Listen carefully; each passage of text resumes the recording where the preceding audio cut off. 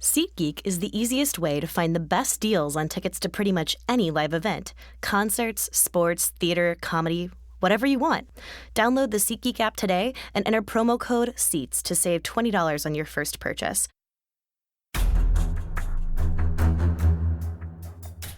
Welcome back to the Sports Beat KC podcast. This is Jesse Newell, KUB reporter for the Kansas City Star. I'm joined once again this week by CJ Moore of Bleacher Report and The Athletic. CJ, how you doing this week?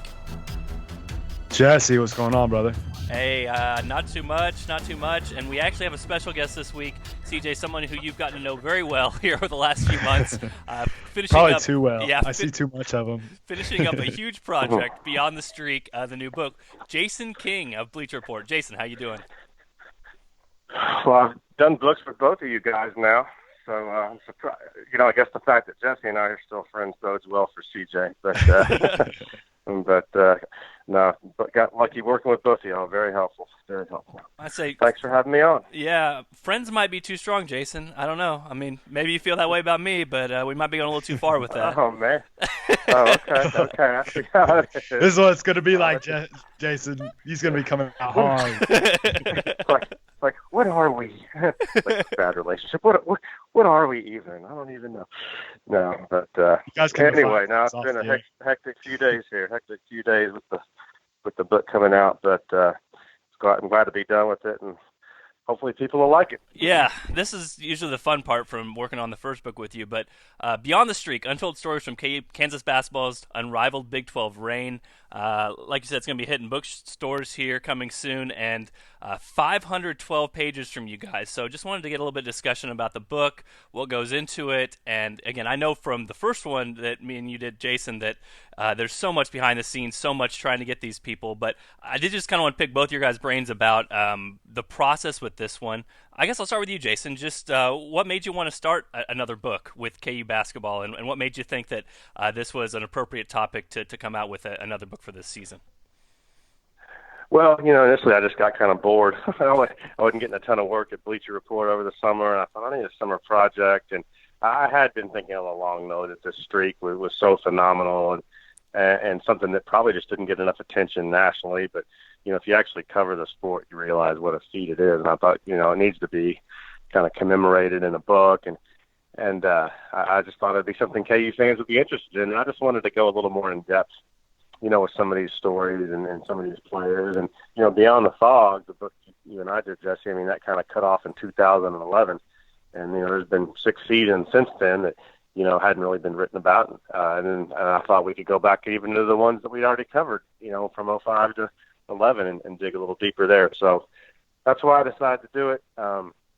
Really had no idea it would take off like it did as far as the number of people we would interview. Initially, I was like, maybe we should interview a few opponents. Let's call Jacob Pullen whenever, let's call George Niang. But never did I think that we would end up interviewing, darn near 50 opposing players and coaches. And in my opinion, that's one of the best parts of the book is not just the perspective from KU players, but just hearing from, Kim English and Quincy Acey and Kevin Durant about, some of the big games they played against Kansas and just some of the general thoughts they have on Kansas. So, again, it just kind of snowballed and got bigger and bigger, and I got more and more excited about it as it went on because we kept getting great stuff, and that just made us want to interview more people. But finally we cut it off at a whopping 107 people and 512 pages and decided, okay, let's go to print. Yeah, I wanted to ask you about that, CJ, because I know from reading some of this already that you did a lot of the interviews of these guys that were the opposing players, the Pullens and those guys of the world. So I guess who did you enjoy interviewing most, and what are some of the top things you got from those guys when they were talking about KU basketball?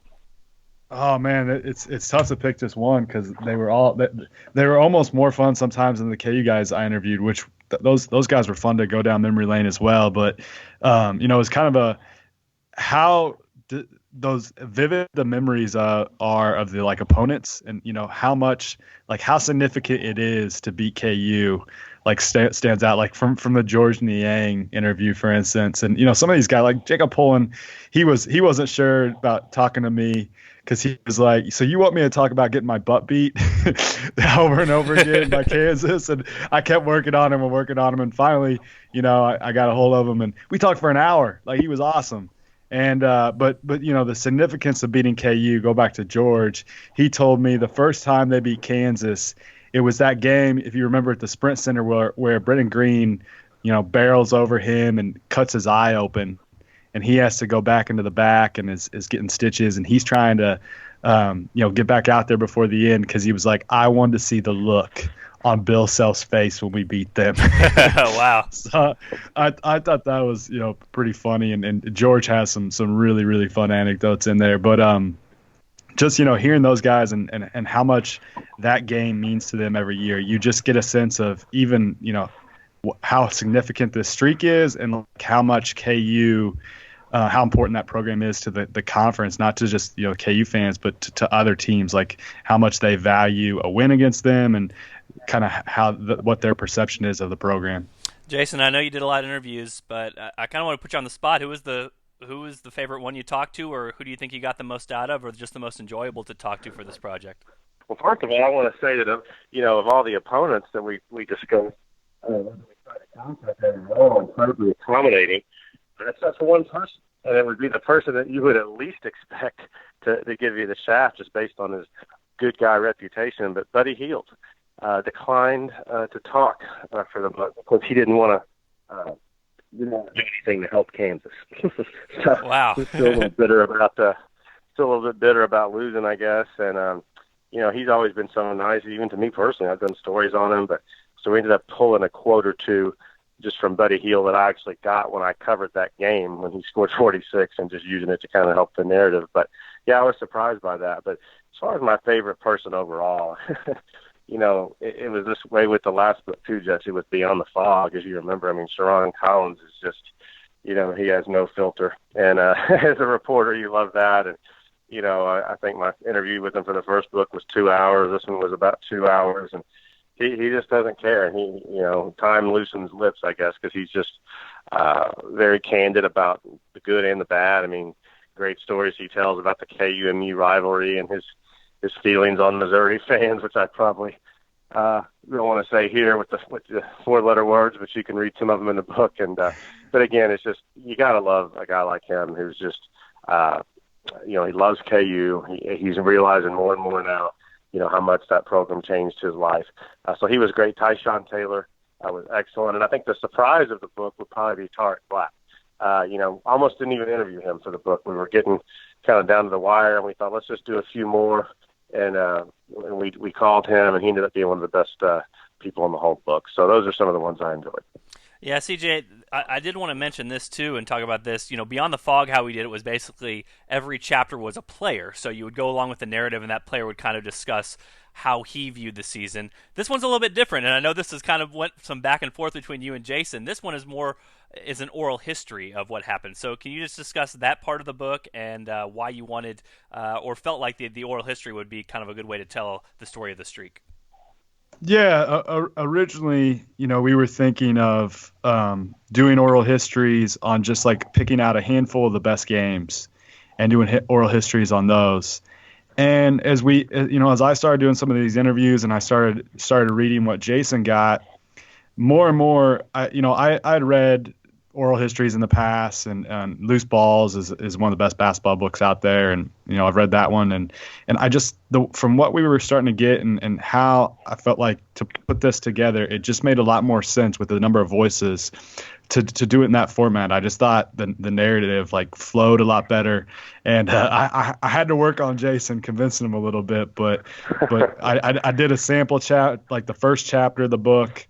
That way to just kind of give an idea of kind of how it would look. And as we talked and kind of thought it over more and more and went back and forth, we really figured out this is the way this is the way the story needs to be told, with voices weighing in on different things. And I really, really think it came together well. And I mean, Jesse, I know you've read a couple chapters. You can let us know. You can give a harsh review here if you want, but I think it was the right way to tell the story. Yeah, I just think with the years, how it goes, and Jason, and we can speak to this too, we face this a little bit in Beyond the Fog, which is sometimes guys are telling good stories, but they sometimes repeat themselves over, and like, so you'll have it in the same story. So it seemed to me when I was reading this that this was a good way to kind of have every year be encapsulated in and of itself, and that way you can combine all those stories in together with themselves instead of having guys repeat themselves every chapter. I guess I'll open the floor to you, Jason. I mean, you got to see the final product at the very end. Were you happy with how the oral history format worked out? Yeah, it was totally the way to go. The only reason I was leery at first is I'm kind of a big believer, if it ain't broke, don't fix it. And, we had gotten such good positive reviews from Beyond the Fog, and everyone liked it so much. I liked it. I thought, man, let's not mess with what works here. But, when you're talking about individual seasons, it was just tough to say, okay, we're going to do chapters on all these 40 players, but then have them relive specific seasons, because all of a sudden you may be reading about the K-State game from, someone on page 50, and then you go to page 273 and you're hearing similar stories from another player. It just made more sense to kind of put all those stories about those particular games and moments together and do a chapter on each season and make it an oral history of that season. So that's the way we did it, and I couldn't be happier. I mean, I don't know if the book would be nearly as good as if we had done it the old way in this particular situation. I always like to ask or to know about these sorts of stories because it's not something you can get with the book. But Jason, who was the toughest guy to get, or who did you go to the greatest lengths to get? Because I know sometimes to chase down these people or to get in contact with them or to get through to their people that you want to talk to them, it can sometimes be kind of a crazy process. Well, there were several. Thomas Robinson initially was difficult, because he's kind of down in the dumps about his NBA situation. He had to go overseas, and he was just kind of bitter and didn't want to talk. But I basically just went out to California and just tracked him down and said, listen, I'm here. Can we please meet at this gym tomorrow where you're working out? And he finally was like, yeah, come on over. And he was great. God, he was one of the top 3 or 4 interviews of the book. It got a little emotional. I mean, he was just tremendous. Got an hour with him after a workout at the gym. So he was good. The Morris twins, I went to Philadelphia to find them. They had to reschedule. I guess you could call it a few times while I was up there. So my trip went from a 2-day to a 4-day. And then I only ended up getting one of them. So I guess they probably would have said the same stuff anyway. But at least I got Marcus Morris, who was tremendous once I was able to get in front of him. Joel Embiid took a while, but I was always confident I would get him just because I had a good relationship with him. He's got an incredible publicist, and I was in contact with her for like 3 months. And we finally made that happen with a one-on-one private sit-down when he was in town for the 76ers game. And then there was other guys. There's only a handful of people we didn't get. Wiggins was one. And honestly, I don't care because he's probably the worst interview in the history of Kansas sports, and I just didn't really want to put all this effort into tracking him down. I mean, he wouldn't even talk to me at Bill Self's induction ceremony. And even when he does talk, he doesn't have much to say. So he's not really in there, at least with his voice. There's certainly a ton of discussion about him. And then, Frank Mason right now is just a bit of a difficult interview. CJ did that one, but lots of us were making every attempt we could to chase him down, and it was just hard to do. A lot of times right after guys get out of college, I mean, their heads are big. He's just won National Player of the Year. It just gets harder and harder to really, get these guys once they're out just to sit down with you for 30 minutes. And when we finally did, he probably was one of the better interviews of the book, but that's fine. I mean, we had plenty of other good quotes on him and from him over the years. So those were some of the stories that, that stand out to me when it comes to pursuing people. And the surprise, I think, CJ and I talked about it, was Wayne Selden, and actually CJ did that interview. And I was interviewing Ben McLemore about 20 feet away. We were in Memphis after a Grizzlies workout. My interview with McLemore was going great. But I looked over, I look at CJ and Wayne's just standing up, like mimicking a play from Joel Embiid in a practice, and he's laughing and dying and cracking up. And I was just so excited to see that because I think Wayne, when he was in college, was a little difficult to talk to, not because he was rude. He just really wasn't interested in doing a lot of media. But, man, he was perfect for this book and really came through. And I like seeing him happy and in a good place right now because he seems to really, be playing and living with a free mind. Yeah, I think that's what's interesting, too, about this book, that maybe a lot of you guys try to talk about it, but it maybe doesn't come out as much. It's just that, I mean, you're talking about going to California and Philadelphia and Memphis. I mean, this isn't something that you just kind of sit around in your office, calling people up. It's not that simple. You have to go out and find these people, and so that's why these projects, when they're done, you feel really proud of them, is because you know the amount of work that it took to go and even get one of the 107 people that are interviewed in this book. So all of this can kind of be put together at the very end. I wanted to ask both you guys before we wrap up here in a few minutes. CJ, it's 512 pages, so I don't feel like you're going to give anything away too much where the people won't go buy the book. But favorite story, favorite anecdote that you were able to get for the book that's going to be in there if people go ahead and buy it and they read it. Oh man, it's really, really, really, really tough to say. I think that since I already gave a George Niang one, I'll give another because that's my guy. I love me some George Niang. You don't like George at all, do you? Yeah, I don't like him at all. That's my guy, man. Unbelievable. Speedy or Speezus or whatever you call him. Look, CJ and George, they are friends, Jason. That's very clear. I think they are. He's God, I love him, but I'll admit it. He was, I think it was the 2014 game where they were at I believe they were at Allen, and Andrew Wiggins was at the free throw line, like about to seal it with like under a minute left, maybe go up like maybe 7 or 8 or something like that, and Joel Embiid leaned over to him and he said, "Well, I guess that's it, huh?" And George was like, "Man, F you. Like, come on, man." But like George said after, he's like, I look back at it, it was actually pretty funny. And there's little stuff like that to where just like some behind the scenes stuff. And man, the Iowa State, Jason can speak to this too. Like Jamari has a awesome quote about Iowa State and the Elijah Johnson game, and Fred Hoiberg has some pretty awesome quotes in there as well that I was able to get, and he was really, really fun talking about it. So the Iowa State and KU stuff, other than KU Missouri, what we got from there, I think is some of the most fun in-game stuff in the book. Jason, would you agree with that? Oh, I love the oral history of the Elijah Johnson, game at Iowa State. Great stuff in there. I think the best portion of the book would be the oral history of the KU Missouri game at Allen Fieldhouse. Not only do we talk to all the key players from Kansas, Tyshawn Taylor, Thomas Robinson, Travis Relaford, Kevin Young. We also talked to Michael Dixon, Marcus Denman, and Kim English. Excuse me, and they were great. So I'll just let you delve into that one on your own. Obviously, Kevin Durant. Had a nice chat with him in Augusta, South Carolina, talking about traveling. Met with him in his hotel suite out there, talked about the 07 KU Texas game. That's a great portion of the book. But what was I going to say? I think my favorite anecdote, there's a really good one on Joel Embiid sitting in Norm Roberts' office trying to decide whether to enter the draft, and he's crying and saying, "I don't want to go," and things like that. Well, that's already been published in the Star as an excerpt.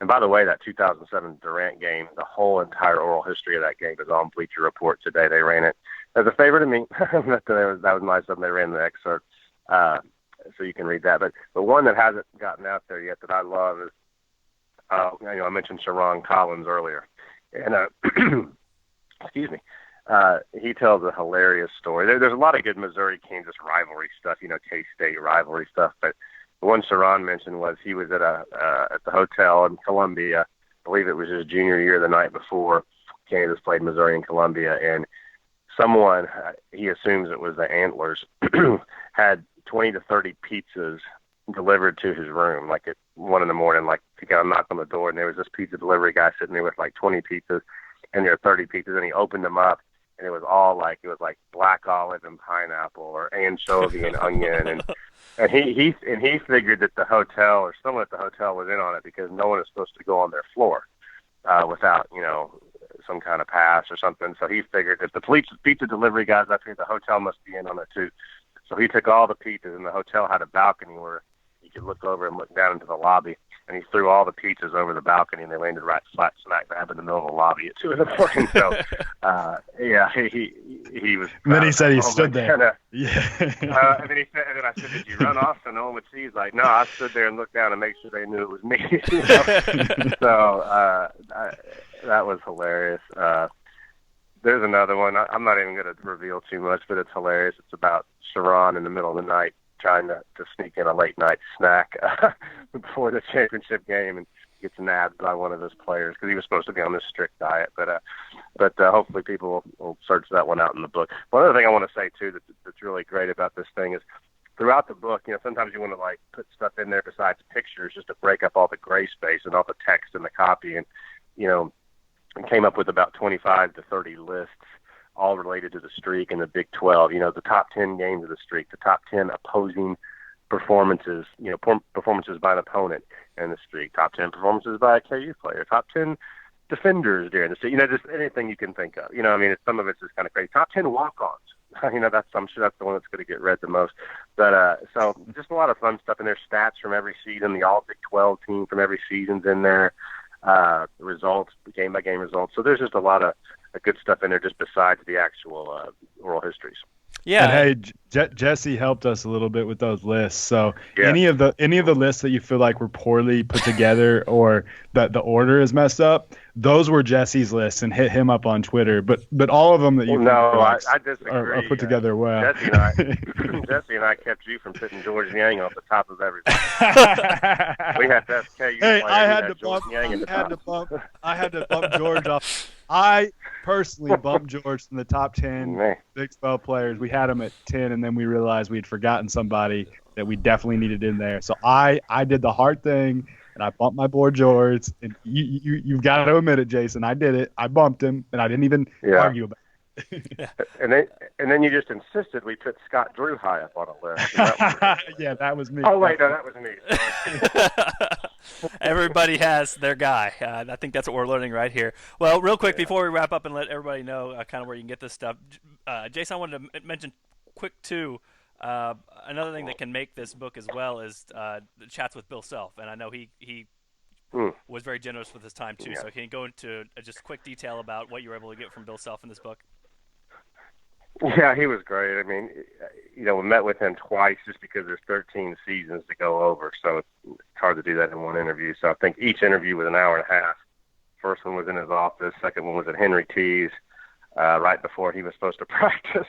And he was just hilarious going over stuff. And I don't want to share too many anecdotes. I can't really remember all of them right now. But basically, I just appreciate his willingness to be helpful with this because, I mean, he may write another book of his own someday, and some of this he may want to put in there, but he definitely was candid and gave us some good stuff. So, I think I even mentioned in the book at one point, like when he got hired back in 2003, I got an email. I don't remember who it was from. It was some columnist up in Champaign, Illinois, and they said, "Hey, the media right now, after they write their stories on Bill Self's hire, and they should go to a bar and have a party because you guys just got the most media-friendly coach in college basketball of Lawrence, Kansas." And he goes, "Your job just got a lot easier."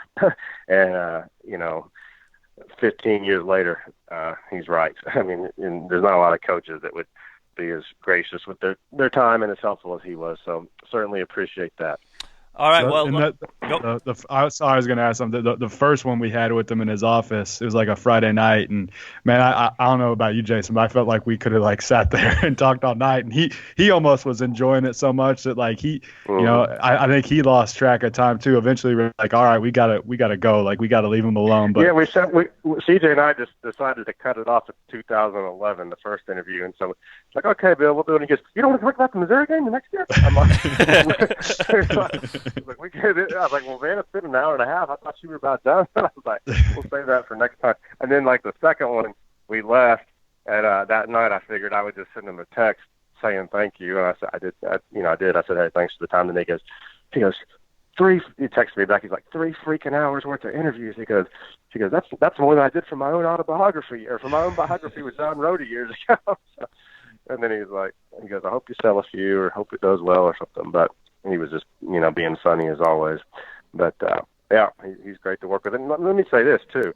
Some of the best stuff in that book comes from his assistants. I mean, Norm Roberts and Jarence Howard particularly just incredible stories. So they were all great as well. Yeah, well, and like Jason said earlier, there's excerpts at the Kansas City Star. So if you Google it, just say, Beyond the Street, Kansas City Star, you'll find those online. As Jason said on Bleacher Report. So real quickly, Jason, I'll let you talk about where people can get the book, where they're available, and where you guys are going to be for signings. Yeah, I mean, I just got it last night in my hands, and right now I just delivered copies to Rally House by Oak Park Mall. Here shortly, they'll also be at the Rally House in Olathe and Leawood. Probably by Friday, they'll be out there in Lawrence and Shawnee Mission and all those Rally House stores. Dillon's will be carrying it as well. I'm pretty sure Costco here will be shortly, as well as Barnes and Noble. There's just so much. Sometimes when you're a self-publisher like I am, there's just so much corporate red tape you have to go through to get books in these big corporate stores. You can't just walk up and say, "Hey, I got a book," and they say, "Okay." They're like, "Well, we have to call our office in Holt, Michigan, and they need to review a copy," and so it just takes a while. So, but fans that want it immediately should go to pretty much any Rally House location in Kansas City. A few today, like I said, Oak Park Mall, Leawood, Olathe, and then any of them on Friday. By Friday, they'll all have it. And also, if you're out of town and you want to order it, I would go to kubook.net. kubook.net. You can read all about it there and order it online. And finally, if you want to get one today, another place is to come to one of our signings. CJ and I are going to be at Johnny's Tavern on Shawnee Mission Parkway from 3 to 6.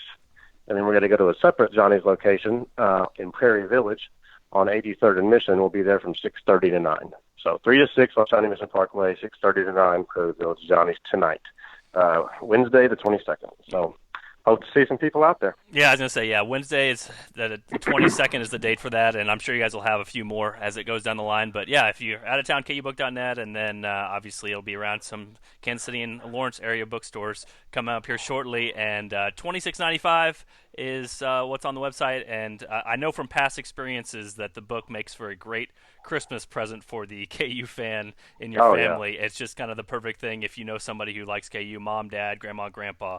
They'll love this and eat it up. So anyway, Jason, thanks for taking the time to talk about this. I appreciate it. And CJ, I'm sure you guys are both glad that this process is now at this stage and that you can kind of enjoy what's happened with it moving forward. But like I said, Jason, thanks for coming on. I appreciate it.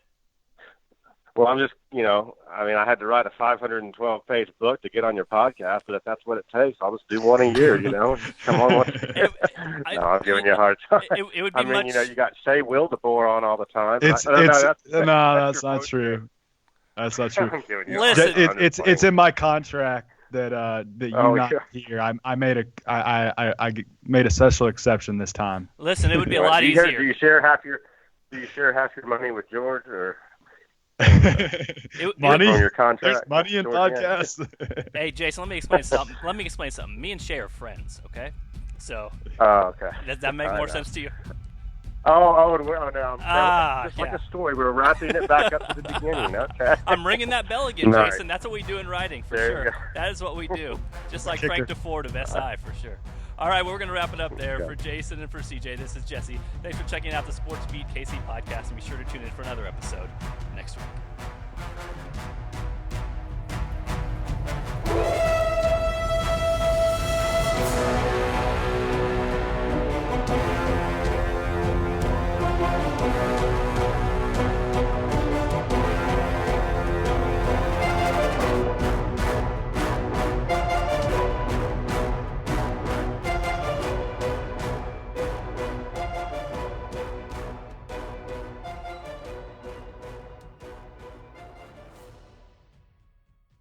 SeatGeek is the easiest way to find the best deals on tickets to pretty much any live event. Concerts, sports, theater, comedy, whatever you want.